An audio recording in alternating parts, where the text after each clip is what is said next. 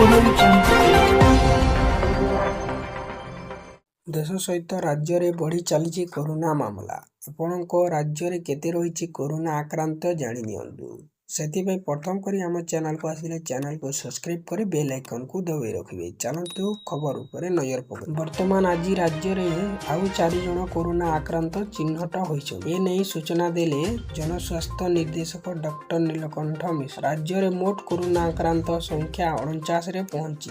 एबे कोरोना आक्रांत को मध्यरु वर्तमान सुधा 15 कोरोना आक्रांत सुस्थ होइतिबार जो राज्य रे सक्रिय कोरोना आक्रांत को संख्या 34 रे रहिछि।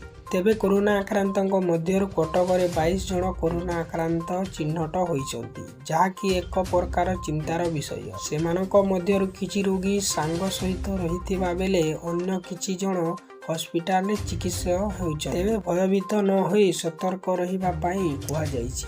सेति पई घरे रही मास्क पिन्हिबा पई कुहा जाइछि।